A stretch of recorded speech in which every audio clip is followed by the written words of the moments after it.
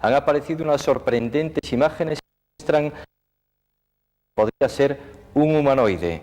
Televisiones de todo el mundo han adquirido este importante momento. Las imágenes que ustedes van a ver de los supuestos alienígenas son una parte del misterio. Podría tratarse de un gran descubrimiento o de un gran fraude.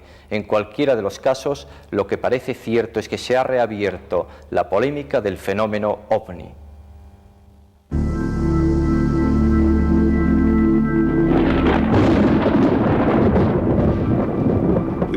Vimos una luz brillante, una especie de aureola luminosa que parecía proyectar rayos de luz. Quería hablarme de algo parecido a una nave que se había estrellado en su rancho. Parecía que había algo escrito como un jeroglífico sobre la parte interior de la viga. No tenían lóbulos en las orejas, tenían 2 canales en los oídos, 2 orificios muy pequeños en la nariz y una cara cóncava. Pues sí, desde el principio lo hicieron para ocultar algo.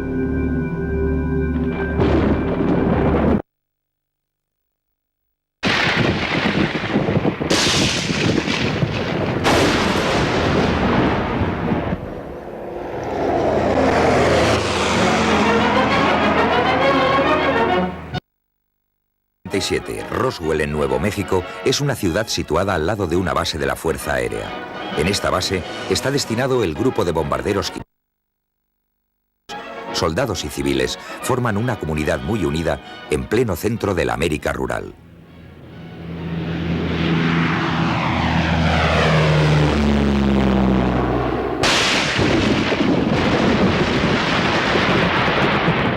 Durante el verano de 1947, numerosos norteamericanos afirmaron haber visto platillos volantes. También en Roswell fueron muchos los ciudadanos que aseguraron haber observado una luz extraña en el cielo. Bueno, era algo que se movía hacia el norte con bastante rapidez, pero no parecía una estrella fugaz o un meteorito. Brillaba tanto que no se podía mirar directamente durante mucho tiempo.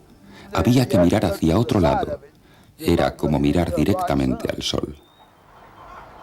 William Woody tiene 61 años. Se dedica a criar cerdos y trabaja en la empresa de autobuses de Roswell. Aún recuerda con detalle la luz que vio en el cielo la noche del 4 de julio de 1947.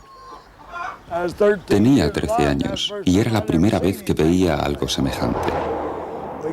Una mañana nos subimos a un camión destartalado y nos dirigimos al norte por la carretera 285 para ver si podíamos localizar la luz. Pero en cada camino que salía de la vía principal se habían apostado soldados que cerraban el paso. Nos dijeron que se estaba llevando a cabo una investigación y estaba prohibido abandonar la carretera.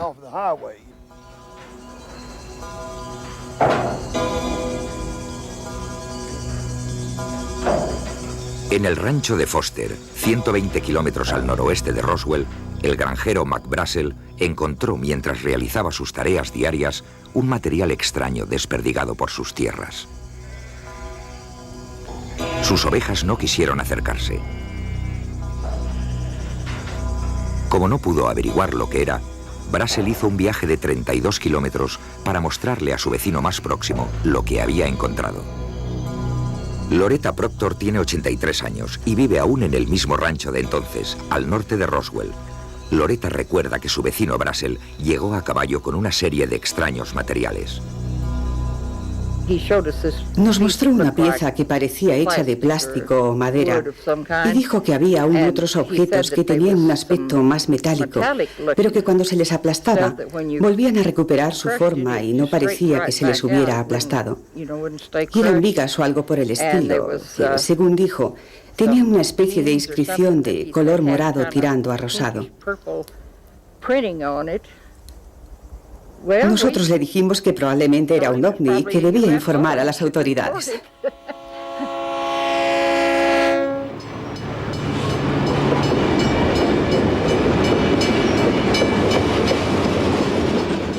Brassel le hizo caso y se fue a Roswell con sus extraños restos. Le dijo al sheriff del condado de Chávez lo que había encontrado. El sheriff George Wilcox avisó enseguida a la base aérea instalada en la localidad. En el aeródromo militar de Roswell tenía su sede el grupo de bombarderos 509, considerado entre los mejores de los Estados Unidos, el mismo que había lanzado la bomba atómica sobre el Japón. Por este motivo, los sistemas de protección y seguridad de la base eran sumamente rigurosos. El comandante Jesse Marcel era el oficial responsable de la inteligencia aérea del grupo 509 y fue el encargado de investigar el material que Brazel había entregado. Marcel se dirigió al rancho Foster para recoger algunos restos más. Esa misma noche regresó a su casa y se los mostró a su mujer e hijo. Volvió bastante tarde esa noche, alrededor de las 2 de la madrugada, según creo recordar. Estaba muy excitado y nos despertó a mi madre y a mí para decirnos que había encontrado partes de un ovni, un platillo volante, como decíamos entonces, y quería que lo viésemos porque era algo fuera de lo común. El doctor Jesse Marcel Jr. es también piloto, coronel y cirujano en la Reserva de la Fuerza Aérea del Estado de Montana.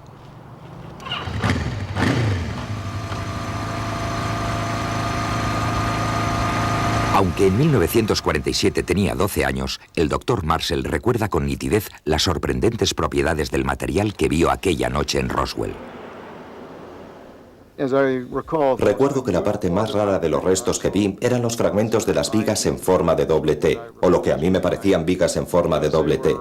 Eran muy ligeras y muy fuertes, y llevaban algo grabado en la parte interior, y eso era lo que realmente las hacía diferentes de cualquier otra cosa que yo hubiera visto nunca. También participaron en la búsqueda Dan Doyer y sus compañeros del cuerpo de bomberos, a quienes mostraron algunos materiales llamativos y que presentaban propiedades curiosas. La hija de Doyer, Frankie, estaba en aquel momento en el cuartel de bomberos y cogió uno de los trozos. Cuando lo agarraba era como si no tuviera nada en mi mano. No sentía que tocaba la piel. Era algo muy raro. Lo dejabas caer sobre la mesa y se esparcía como si fuera agua. Entretanto, el comandante Marcel llevó a la base militar de Roswell el material que había recuperado. Entonces, de forma sorprendente, el coronel jefe del aeródromo ordenó a su jefe de prensa, el teniente Walter Haut, que entregase a los medios una nota realmente asombrosa. El coronel Blanchard me dijo que entregase un suelto a la prensa en el que se decía que teníamos en nuestro poder un platillo volante. En realidad, decía que teníamos un disco volante, y bueno, que se había recogido en un rancho, y no sé si dije al noroeste de Roswell, y que lo había traído a la ciudad Mac Brazel, el capataz del rancho. Después, el material se envió por avión al cuartel general de la 8ª Fuerza Aérea, que estaba al mando del general Ramey.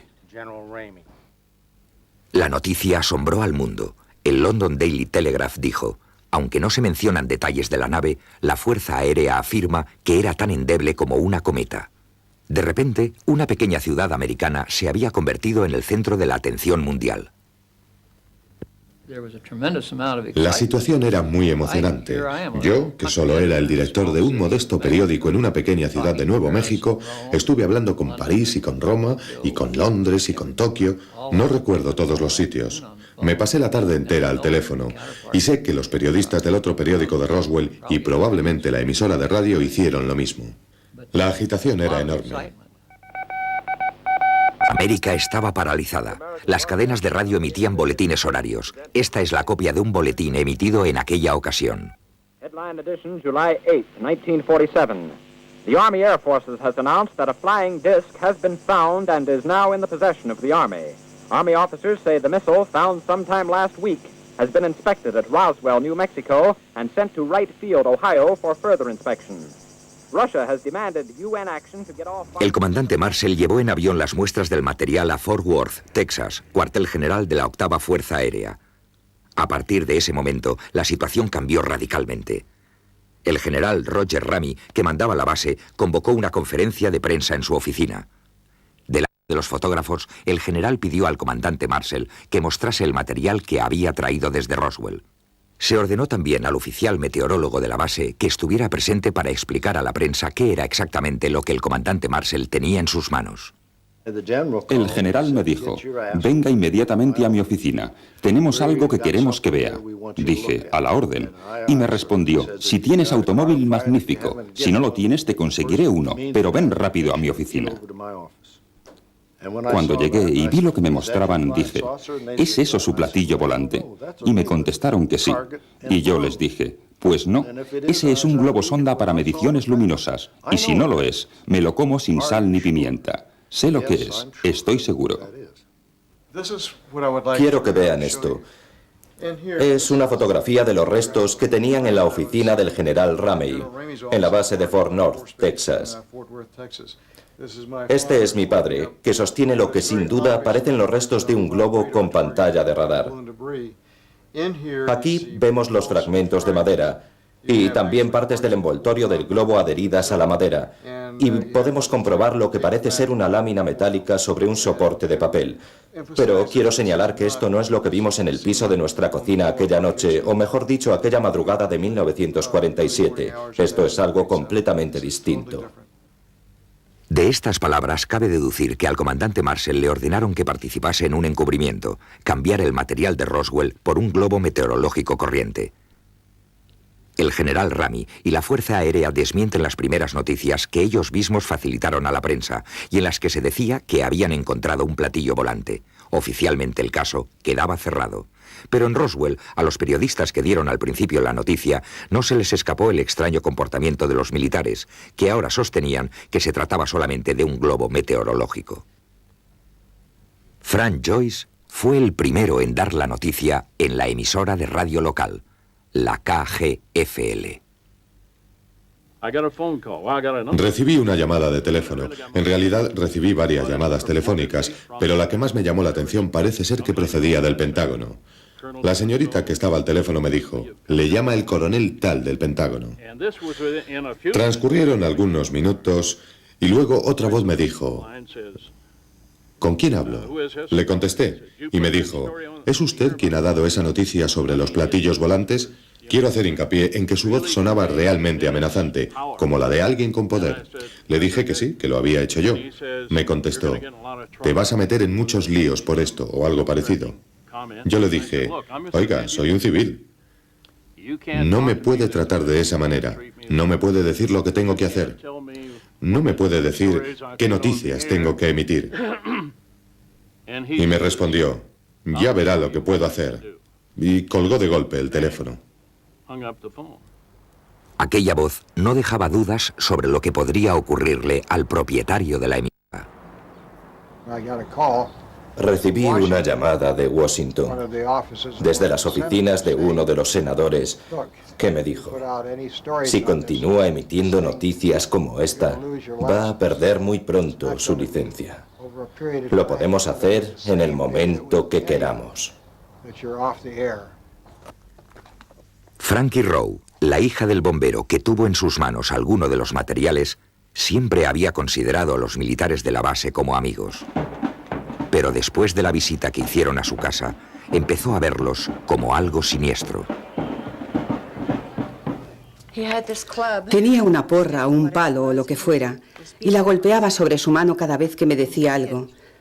Y me dijo, quiero que comprendas que nunca has estado allí. Yo no entendía a qué se refería e insistía en que sí había estado. Y él repetía, no, no has estado. Y yo le contestaba que sí, que había estado. Entonces me dijo que me metiera bien esto en la cabeza, que nunca había visto nada, que nunca había estado allí, que yo no sabía nada y que tuviera en cuenta que el desierto era muy grande, que podrían abandonarme en pleno desierto donde nadie me encontraría jamás. Me dijo, quedará solo un montón de huesos y nadie sabrá lo que te ha sucedido. Le contesté que no hablaría más del tema. Si no hubiera sido por estas amenazas, todo este asunto se hubiera quedado en un lamentable error. Pero 18 años después, el coronel Blanchard, ya general de 4 estrellas, asistió a un banquete en Roswell y pudo comprobar que el incidente no se había olvidado. Había sido el jefe de la base en 1947 y yo estaba en la mesa con el general y con otros invitados que le preguntaban sobre el incidente de Roswell. pero él no quiso responder a las preguntas y se limitó a decir que era la cosa más endiablada que le había ocurrido nunca. Nunca habló de ello, pero varios meses después, una noche, volví a preguntarle sobre este asunto y tras una pausa me contestó: te diré lo siguiente. Y estoy repitiendo aproximadamente lo que me dijo, porque no recuerdo exactamente sus palabras, pero básicamente me contestó: lo que vi nunca lo había visto antes.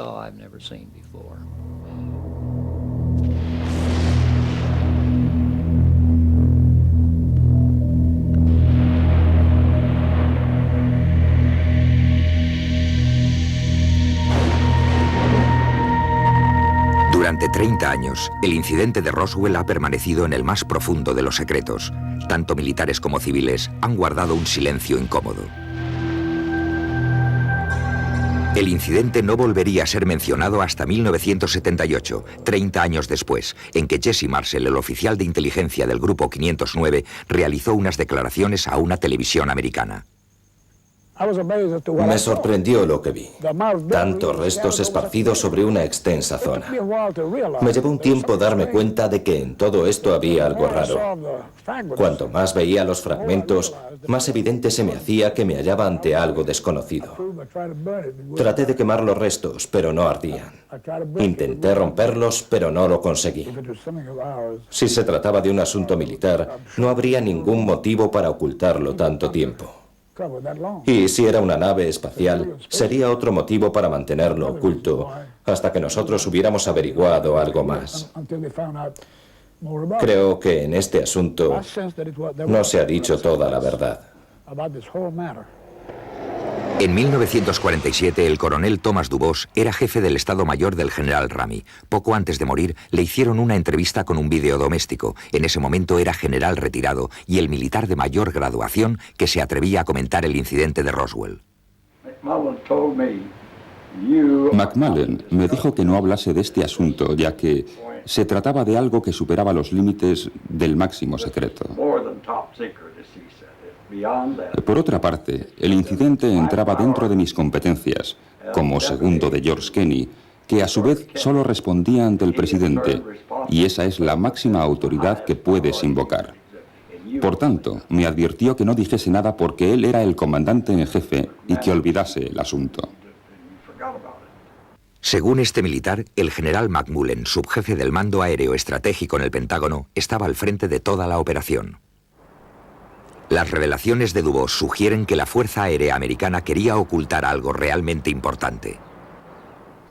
No hay duda. El general Dubose nos dijo específicamente que la explicación del globo ofrecida por la Fuerza Aérea era una excusa para librar al general Ramey de la prensa. Por lo tanto, existen pruebas que indican que se quería ocultar algo. Testigos militares nos dijeron que les habían obligado a jurar que mantendrían el secreto. Hay empleados de emisoras de radio a los que advirtieron que si emitían la entrevista con McBride, ya podían buscarse otro trabajo porque los echarían al día siguiente. Esto es algo que puede demostrarse fácilmente. Es indudable que se trata de una ocultación, pero la pregunta es, ¿qué se quería ocultar?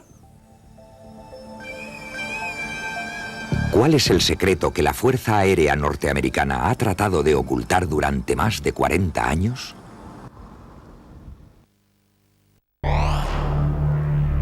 Uno de los hombres que puede tener en sus manos la llave del misterio Roswell es Frank Kaufman. Kaufman asegura que en 1947 él era suboficial del Departamento de Personal en la base aérea de Roswell, pero lo que no se sabía entonces es que también pertenecía a una unidad ultrasecreta de contraespionaje conocida como Los 9.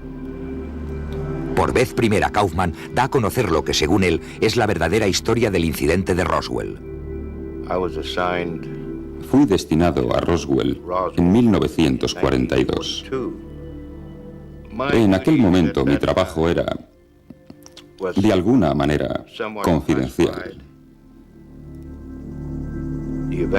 Lo que ocurrió en 1947 fue bastante llamativo, ya que se detectaron numerosos movimientos irregulares en la pantalla del radar, y esto llamó nuestra atención. Decidimos entonces controlar aquellas pantallas. Nos enviaron a un grupo a Alamogordo, a White Sands, para comprobar las señales que aparecían en los monitores, que bailaban de un lado a otro de la pantalla, hasta que, de repente, se producía una especie de destello y desaparecían.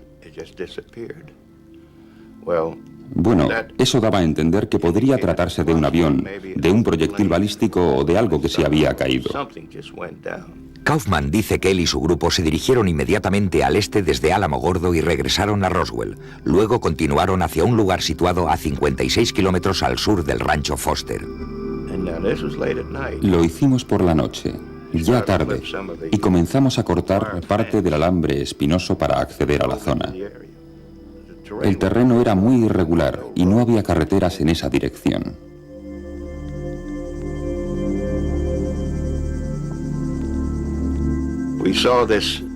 Vimos aquella luz brillante, una especie de aureola luminosa que se expandía.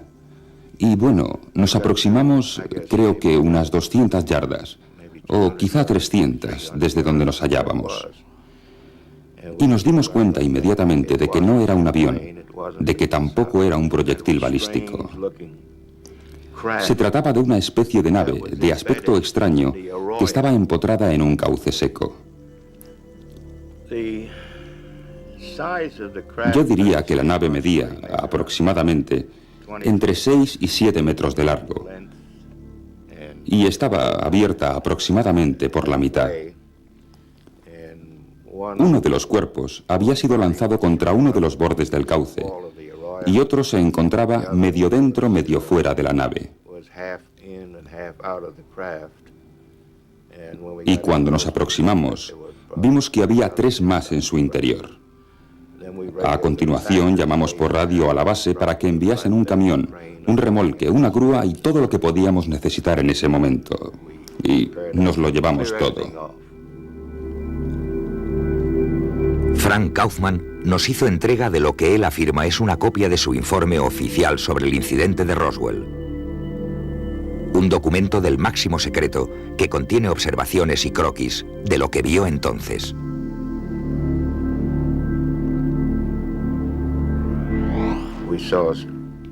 Vimos unos paneles de control que no pudimos entender. Había signos que no conocíamos. Fuimos incapaces de descifrar la naturaleza de lo que veíamos. Bajo el vientre de la nave había una serie de celdillas como de cuarzo, como de cristal que tenían forma octogonal.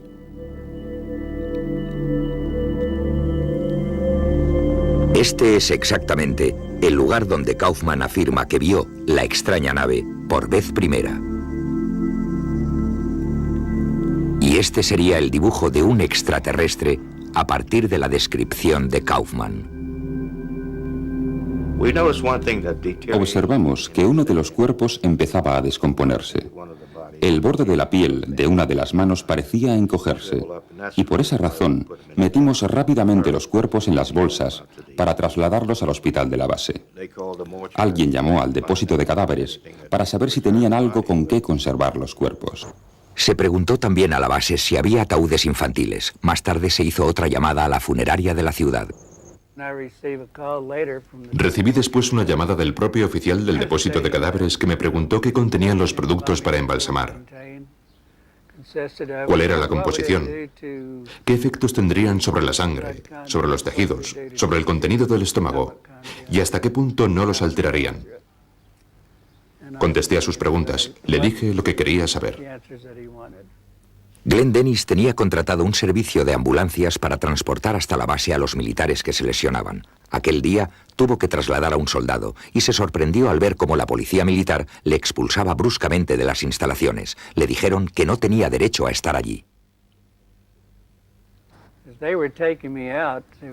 Mientras me sacaban de allí, vi una puerta abierta a la izquierda y a una enfermera que salía y que se tapaba parte de la cara con una toalla.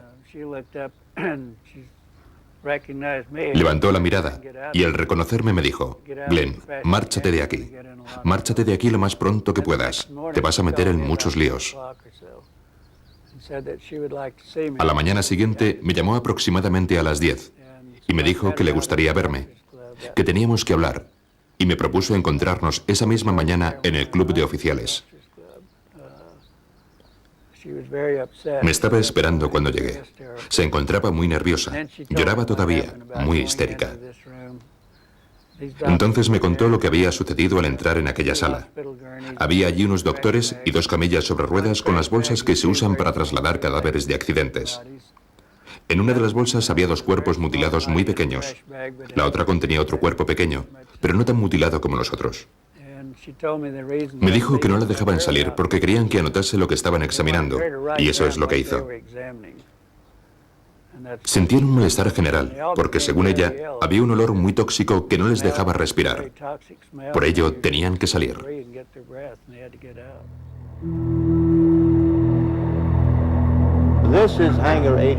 Este es el hangar 84, en el que depositaron los restos de la nave y los cuerpos.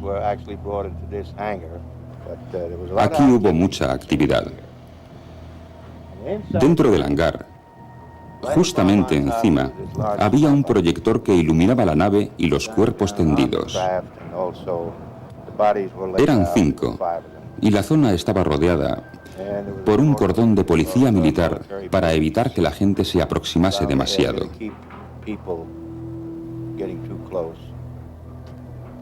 En el hangar 84 hubo otros testigos de aquellos extraños acontecimientos. Yo tenía un pase de seguridad y les dije que había ido a recoger al vicegobernador Joe Montoya, que se encontraba en el hangar. Joe Montoya, vicegobernador de Nuevo México, se hallaba en la base con motivo de la campaña para su reelección. Rubén Anaya le esperaba con un coche en el exterior del hangar 84.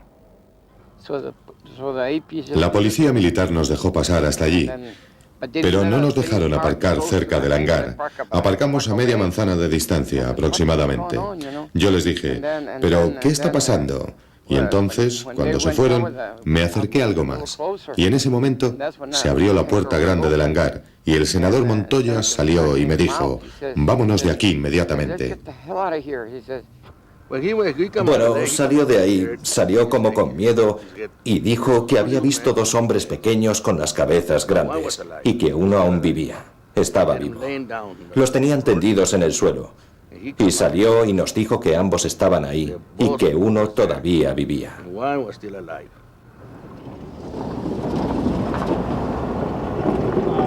Hubo otros testigos que proporcionaron informaciones extrañas sobre los extraterrestres. El bombero Dan Doyer le dijo a su hija Frankie lo que había visto. Me dijo que no era de este mundo, algo que él nunca había visto. Me contó que fuera había seres de pequeño tamaño. Mi madre le preguntó que qué entendía por seres de pequeño tamaño, y él contestó que eran humanos, pero pequeños. Dijo que 2 ya estaban muertos cuando llegaron y les metieron en bolsas y que no sabía si al tercero, que aún estaba vivo, lo habían metido también en una bolsa o lo estaban atendiendo en ese momento. Había otro que estaba aún vivo y caminaba por allí.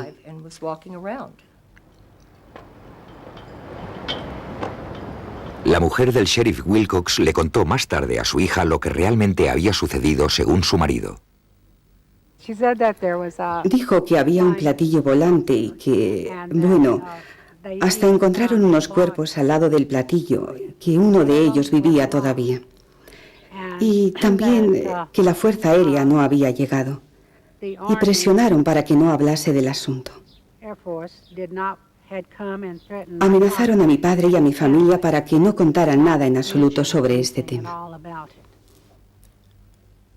Según Frank Kaufman, parte de los restos y los cadáveres se enviaron por avión al cuartel general del Servicio de Espionaje de la Fuerza Aérea en la base Wright. Otra parte fue enviada a la base que la Fuerza Aérea tenía en Andrews, en Washington. ¿Hasta dónde llegó todo? Según me dijeron, llegó hasta el mismo presidente, el presidente Truman. Pero no hay ninguna prueba, ni evidencia, ni documentos, ni hay pruebas físicas de ninguna clase que demuestren que lo que dices es verdad. Así es, tengo que reconocerlo. Es decir, o lo crees o no lo crees. No hay ninguna otra prueba que respalde lo que dice Frank Kaufman, porque como él advierte, si probara su participación en operaciones clandestinas, supondría que había quebrantado su juramento militar.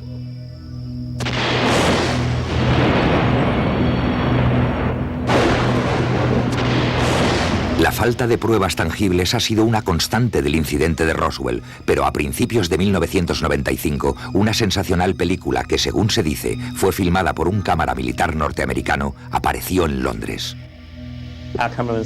Él afirma que la nave se estrelló en junio. Le ordenaron que fuera a White Sands el 2 de junio de 1947. Debían quedarse allí semana y media limpiando la zona y, según explicó también, cuando llegaron al lugar lo habían acordonado y nadie se acercó a la nave. El terreno que la rodeaba estaba aún caliente. Dijo que las criaturas estaban tiradas al lado de la nave sujetando unas cajas de forma ovalada que no soltaban. Transcurridas unas horas, llegaron los militares y les ordenaron que trasladasen los restos sueltos y las criaturas.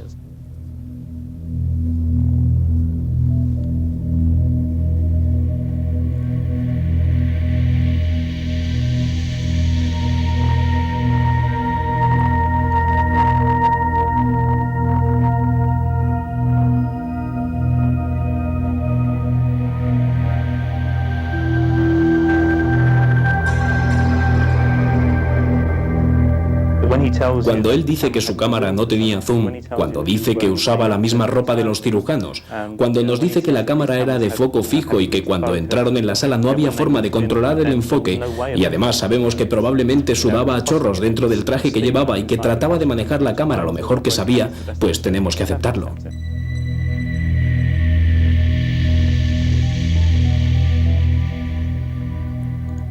Podemos preguntarnos también por qué no era una cámara fija, por qué no había una cámara fija situada encima y dirigida al cuerpo. Bueno, la contestación sería que los cirujanos estaban continuamente inclinándose sobre los cuerpos y la única forma de llegar a ver algo era moviéndose alrededor. Y según nos cuenta, la cámara que utilizaba era manual. A pesar de solicitarlo muchas veces, Ray Santilli no ha podido organizarnos un encuentro con el cámara. Hasta este momento no tenemos pruebas reales de su existencia.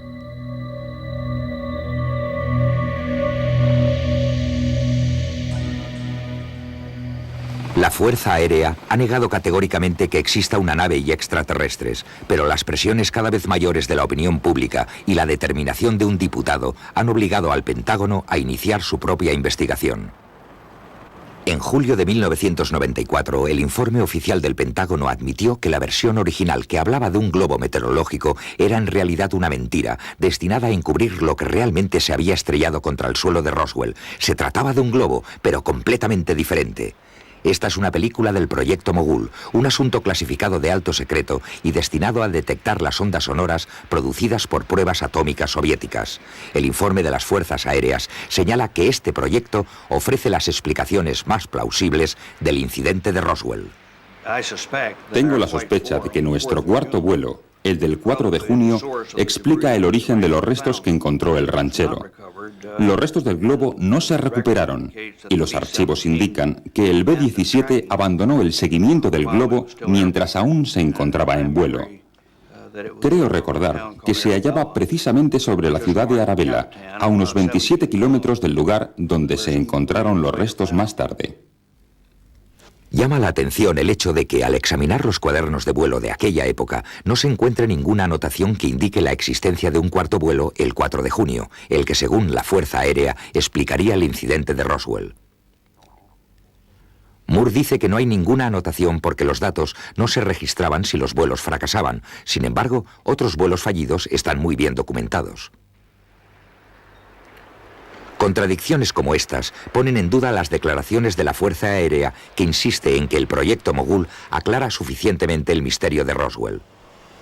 En el Capitolio de Washington, el diputado Steven Schiff, representante de Nuevo México, considera sospechoso que se hayan dado tantas versiones distintas a lo largo de estos años. Los militares nos han dado 3 explicaciones distintas de lo que se estrelló contra el suelo. Según la primera, se trataba de un platillo volante, tal y como se denomina ahora. Después cambiaron y dijeron que había un error, que no se trataba de un platillo volante, sino de un globo meteorológico. Pero lo que más me sorprende es que el escuadrón de bombarderos más importante de los Estados Unidos, el único elegido para utilizar armas nucleares en aquella época, no supiera distinguir un globo meteorológico de un platillo volante. Pues al parecer no lo sabían. Y ahora tenemos la tercera explicación, según la cual se trata de un experimento ultrasecreto para detectar radiaciones. Tenemos 3 versiones distintas sobre lo que se estrelló contra el suelo, pero lo que nadie pone en duda es que algo cayó realmente en la zona. Si no era un globo, ¿qué chocó contra el suelo? ¿Un platillo volante o algo distinto? ¿Y qué relación guarda la controvertida filmación de la autopsia a unos alienígenas con el misterio de Roswell? Los desiertos han acogido más proyectos científicos de carácter secreto que ningún otro lugar de la Tierra. Se sospecha que tras el misterio de Roswell se oculta un experimento militar extraño y ultrasecreto.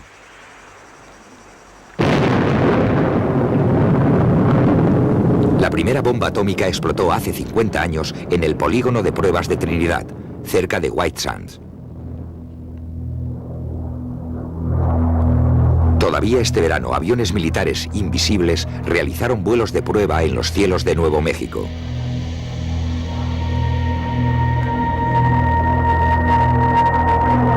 Y hace casi medio siglo, su predecesor, el Fly and Wing, ala volante, cruzó también estos cielos.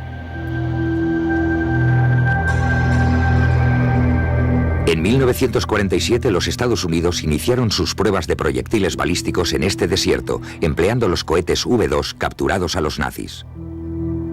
Al final de la Segunda Guerra Mundial, trajeron aquí a científicos alemanes para que desarrollasen la primera parte del programa espacial americano. Werner von Braun, el inventor de los cohetes V2, estaba al frente de la operación. Se sabe que a principios de los años 50, el programa espacial americano realizó experimentos con animales. Pero esos experimentos, ¿se habían iniciado ya en 1947?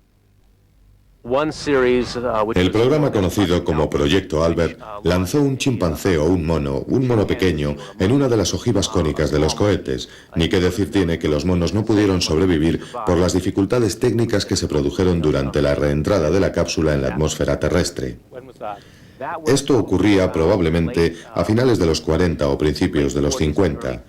Y fue antes de que se experimentase con el famoso chimpancé espacial Ham en la base aérea de Alamogordo. ¿Todo eso pudo haber ocurrido en el 47? Sí, probablemente alrededor de 1947. Creo que el proyecto Albert se inició con el cohete V2 número 47. Por primera vez, las investigaciones sacan a la luz que los experimentos con animales se realizaron probablemente mucho antes de lo que se creía hasta ahora. Si es así, ¿podría afirmarse que el incidente de Roswell forma parte de uno de esos experimentos de alto secreto que terminaron en desastre? ¿Cabe la posibilidad de que un cohete V2 con animales a bordo se hubiera estrellado en la zona? ¿Explicaría esto la presencia de cuerpos y restos extraños que tantos vestigios vieron en Roswell?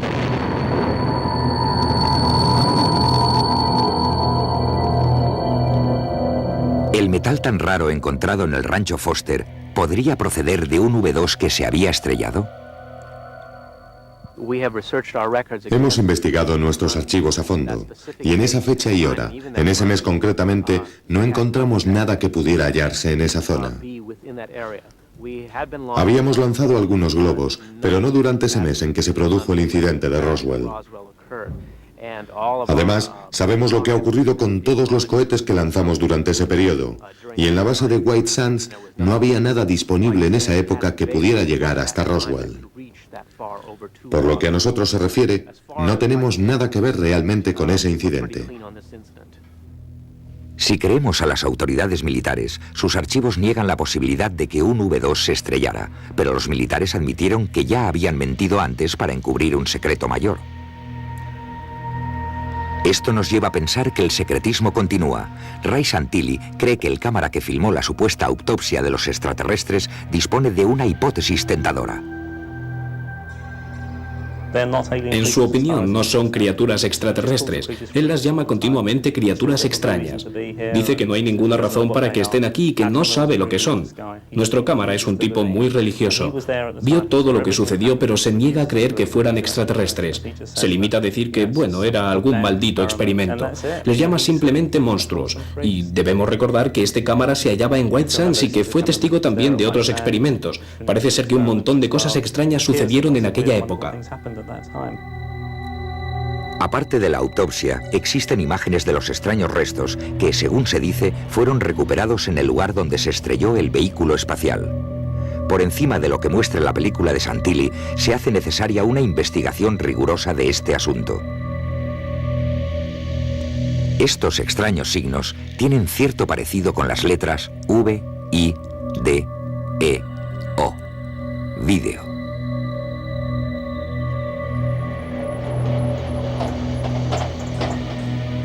Debido a las dudas que planteaba la autenticidad de la película, la llevamos a Estados Unidos para mostrársela a algunos de los testigos del caso Roswell, con los que ya habíamos hablado. Estos símbolos coinciden vagamente con mis recuerdos. No estoy completamente seguro, pero sin duda podrían coincidir con lo que vi. Las diferencias estarían en el tamaño. Además, los signos que yo vi no sobresalían por encima del nivel de la viga.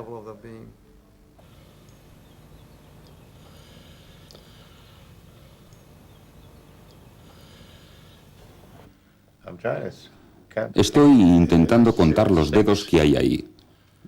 Son 6, ¿verdad? Sin embargo, no recuerdo 6 dedos. No sé, no me atrevería a jurarlo. No recuerdo que tuvieran 6 dedos. Si he de ser sincero, no me parece algo relacionado con el incidente de Roswell. Eso puedo decirlo. El doctor Ian West es uno de los médicos forenses más destacados del Reino Unido. Colabora a menudo con Scotland Yard en las investigaciones por asesinato. La sangre presenta una configuración poco usual que no suele verse. Esa incisión llevaba abierta ya algún tiempo. Se ven 4 regueros pequeños. Aunque existen varios trazos lineales oscuros bien definidos que parecen regueros de sangre, no son del tipo que esperaríamos encontrar en una autopsia. Yo vería más lógico que la mancha fuera más grande y que la pérdida de sangre fuera más irregular en los márgenes de la incisión.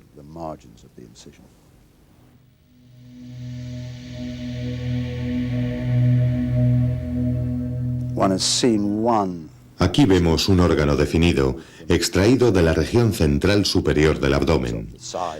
Aproximadamente tiene el tamaño de un hígado, pero no presenta la forma del hígado, ni está en su posición. Sin duda alguna, lo que podemos ver aquí no se parece a lo que he visto en restos humanos.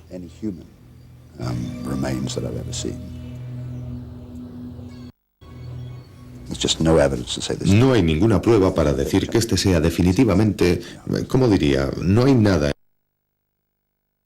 Sin lugar a dudas se trata de un engaño o de un montaje. Tengo la sensación de que en un 98% se trata de un truco hecho por personas.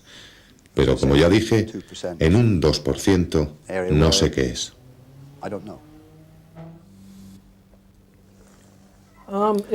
Bien, en mi opinión creo que es un efecto especial hecho por alguien. Es un buen efecto especial, no es algo barato, y probablemente ha costado algunos cientos de miles de dólares.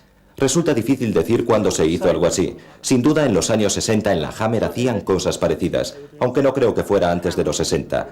Diría que como muy pronto se hicieron a mediados de los 60.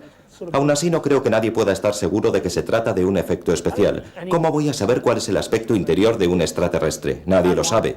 Pero sé cuál es el aspecto interno de la goma espuma o de la espuma de poliuretano, y se parecen mucho. Muchas personas que sospechan de la película creen que tú mismo podrías haber preparado el truco. ¿Qué piensas? Insisto en lo que ya dije antes. Si alguien, aunque fuera nuestra empresa, quisiera filmar un truco, ¿por qué no hacerlo bien? ¿Por qué no fabricar algo que se pareciera realmente a una criatura extraterrestre? Pensemos, ¿para qué crear algo que origina todos estos problemas innecesarios a la hora de decidir si es o no humano? Y contestando a tu pregunta, nosotros no lo hemos trucado. ¿Estás seguro? Completamente seguro, seguro al 100%.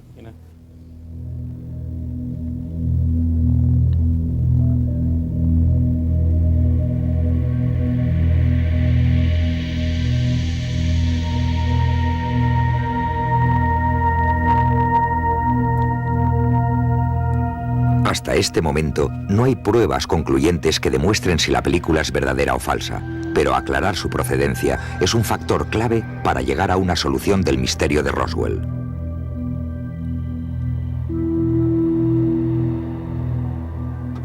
Una prueba fundamental sería analizar químicamente la película en un laboratorio fotográfico. ¿Piensas entregar un resumen de la película con las imágenes fundamentales a la casa Kodak para que las analice? Facilitaré la película, suministraré lo que pueda, que será una película con imágenes. Lo único que yo puedo hacer es intentar conseguir la película del coleccionista que compró la primera autopsia y que ya nos ha enviado, pero que aún no hemos recibido. Hasta ahora no se ha enviado el resumen prometido de la película para analizarla en el laboratorio y averiguar el año de grabación y el procedimiento utilizado para revelarla, pero continuamos a la espera. En Washington, la búsqueda de pruebas palpables de lo que sucedió en Roswell ha continuado, aunque en otra dirección. Se trata de mostrar al público los archivos que todavía existen, si es que existen, porque quizá no quede ninguno sobre el incidente de Roswell, y que cada cual saque sus propias conclusiones. Eso es lo que le dije al Tribunal de Cuentas de los Estados Unidos. El Tribunal de Cuentas de los Estados Unidos es un importante organismo que inspecciona las actividades de la administración pública. Este organismo ha investigado departamentos de la administración para averiguar si existen archivos oficiales sobre el incidente de Roswell. El pasado mes de julio, el Tribunal de Cuentas informó que la Fuerza Aérea había destruido sus archivos relacionados con el suceso. Frederick Durant debería saber si existieron archivos secretos del incidente de Roswell. En 1952 investigó todo el tema de los platillos volantes por encargo de la CIA. Si hubiera sucedido en el 47, lo hubiéramos sabido en el 52 o 53, cuando yo participé en este asunto. Creo, sinceramente, que teníamos la mejor información de todos los servicios de espionaje, incluida la Casa Blanca y el Consejo Nacional de Seguridad. Las investigaciones ni siquiera se consideraron en el Libro Azul porque se trataba de un globo meteorológico que se estrelló. ¿Está usted completamente seguro que lo que nos ha dicho que vio es totalmente exacto? Completamente seguro, al 100%, al 1000%. Es la verdad. ¿Toda la verdad y nada más que la verdad? Así es. Como diría Ripley, lo creas o no. Desde hace casi 50 años, el incidente de Roswell ha desafiado todos los intentos por explicarlo de una forma racional. A falta de evidencias, al final se ha convertido en una cuestión de fe. Pero, ¿podría tanta gente corriente de la América profunda mentir o sufrir un síndrome de falsos recuerdos que dieran lugar a versiones tan parecidas? Sé que sucedió, sé que fue algo real. Las amenazas eran reales. Creo que encubrieron algo y creo que ahora deberían decirle la verdad a la gente. El incidente de Roswell continúa envuelto en el misterio. La Fuerza Aérea insiste en que no hay ningún secreto que ocultar. Sin embargo, en un giro de última hora, fuentes cercanas al Pentágono informaron que se acaban de publicar documentos secretos y que en los próximos meses un nuevo informe dará más detalles sobre el misterio de los alienígenas de Roswell. Tal vez el rompecabezas del incidente de Roswell llegue a convertirse en un Watergate cósmico.